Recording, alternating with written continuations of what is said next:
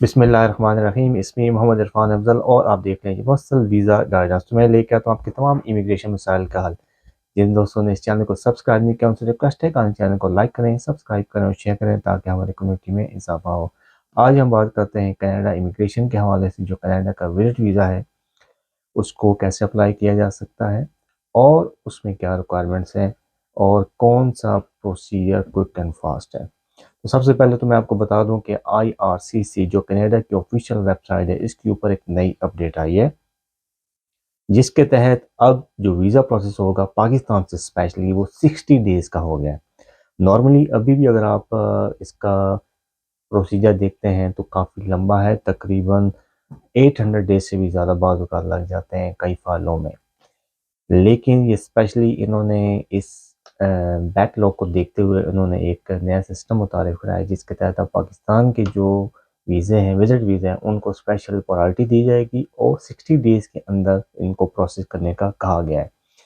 तो जैसा कि आपको मालूम है कि ये आप विजिट वीज़े के लिए जा सकते हैं अगर आपका कोई फैमिली मेम्बर वहाँ पे है उससे मिलने के लिए, कोई बिज़नेस आपकी एक्टिविटी है, कोई कॉन्फ्रेंस है, कोई सेमिनार है, आपने वहाँ कोई बिज़नेस के हिसाब से कोई लेक्चर देना है या विज़िट करना है, उस सूरत में भी आपको विजिट वीज़ा ही अप्लाई करना पड़ेगा।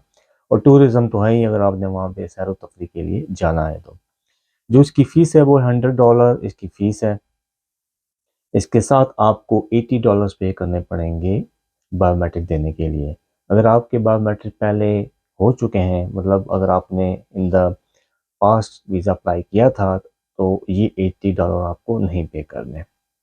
अब सबसे पहले आपने IRCC की जो वेबसाइट है इसके ऊपर अकाउंट ऑनलाइन जनरेट करना होगा और अकाउंट ऑनलाइन जनरेट करने का हर तरफ एक ही तरीका है। इसमें आपकी ईमेल मांगी जाएगी, आपकी कॉन्टैक्ट डिटेल मांगी जाएगी, उसके ऊपर कोड आएगा आपको और इस तरीके से आपने हर स्टेप को फॉलो करते हुए फिर उसमें ऑप्शन आएगा विजिट वीज़े का। आप क्यों विजिट वीज़ा करना चाह रहे हैं? अगर टूरिज्म है तो आप उसको टिक करें, बिजनेस है तो उसको टिक करें, अगर आप फैमिली मेम्बर से मिलने जा रहे हैं तो उसको आपने टिक करना है।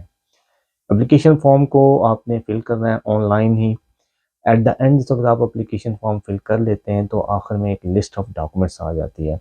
अब लिस्ट ऑफ डॉक्यूमेंट्स जो होती है वो बड़ी प्रिसाइज होती है। अगर आपने बिजनेस का हवाले से जाना है तो फिर वो जो लिस्ट होगी वो आपके बिजनेस से रेलिवेंट तमाम डॉक्यूमेंट्स आपसे मांगेगा। फॉर एग्जांपल कंपनी हाउस का सर्टिफिकेट, FBR, टैक्सेशन डॉक्यूमेंट और बिजनेस से रेलिवेंट जितनी भी बिजनेस स्टेटमेंट और ट्रांजैक्शन है वो सारी आपसे मांगी जाएंगी। अगर अगर आप फैमिली की तरफ से जा रहे हैं, मिलने के लिए जा रहे हैं तो फिर आपसे उस फैमिली मेम्बर की डिटेल मांगी जाएगी। यहाँ पे एक चीज़ बहुत इंपॉर्टेंट होती है आपकी वीज़े की कामयाबी के लिए कि इनविटेशन लेटर अगर आपके पास है फैमिली का वहाँ पे, तो उसमें तो उन फैमिली मेम्बर की डिटेल जाएगी। ये बहुत स्ट्रॉन्ग आपकी एक वीज़े के हिसाब से बहुत ही स्ट्रॉन्ग एविडेंस हो जाएगी। वीज़ा मिलने के चांसेस बहुत ज़्यादा बढ़ जाते हैं। फैमिली इनविटेशन कौन भेज सकता है? जो कि कैनेडियन नेशनल है या वहाँ पे जिसके पास PR है वही आपको इनवाइट कर सकता है और ज़रूरी है कि वो वहाँ पे टैक्स पे करता हो।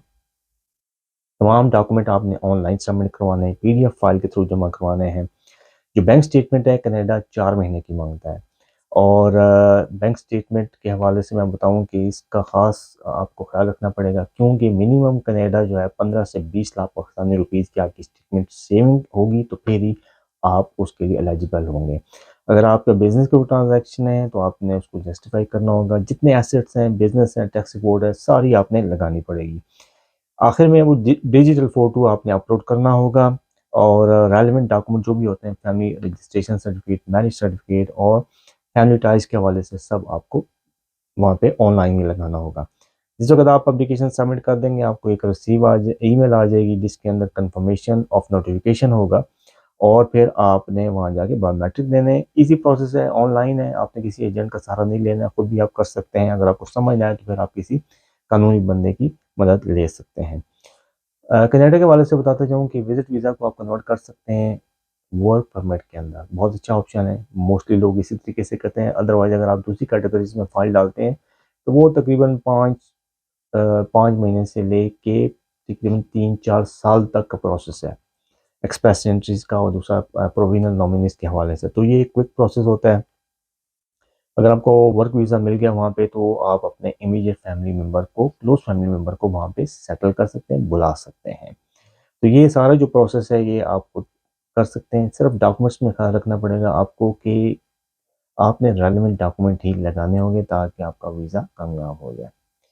तो आई होप आपको ये वीडियो पसंद आई होगी। अपना और अपने इर्द गिर्द लोगों का बहुत ख्याल रखें। मेरे इस चैनल का भी थैंक यू।